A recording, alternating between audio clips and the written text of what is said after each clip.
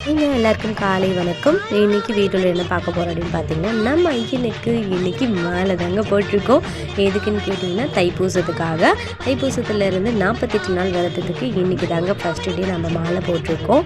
மாலை போட்டு அழகாக காலையிலே வந்து முருகருக்கு அபிஷேகம்லாம் பண்ணி அவர் அமர வச்சு இன்றைக்கி சூப்பராக காலையிலே பூஜையெல்லாம் முடிச்சிருந்தோங்க.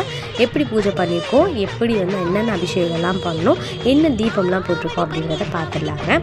காலையிலே எங்கள் ஹஸ்பண்டும் என்னுடைய பாப்பாவும் 2 பேருமே அழகாக கோயிலுக்கு போயிட்டு வந்துட்டாங்க.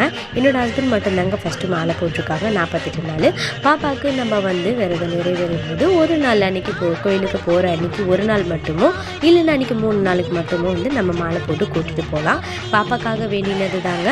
பாப்பாவுக்காக வேண்டினதும் இல்லாமல் அவரும் நானும் மாலை போட்டுக்கிறேன்னு சொல்லியிருந்தார். அதனால் பாப்பாக்காக அவரும் மாலை போட்டிருக்காரு. நானுமே விரதம் தாங்க இருப்பேன். 48 நாளும் சூப்பராக விரதம் இருந்து நம்ம திருத்தேனி ஐயனை தாங்க பார்க்க போவோம்.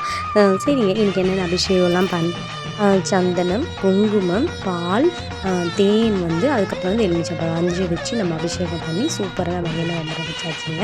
அதுக்கடுத்ததாக வந்து நான் தீபம் என்னென்ன போட்டிருந்தேன் அப்படின்னு பார்த்தீங்கன்னா 2 நெய் தீபங்கள், அதுக்கப்புறம் 6 அகல் தீபங்கள் வந்து சர்க்கோணம் கோலம் போட்டு அழகாக 6 அகல் தீபங்கள் போட்டிருந்தோங்க.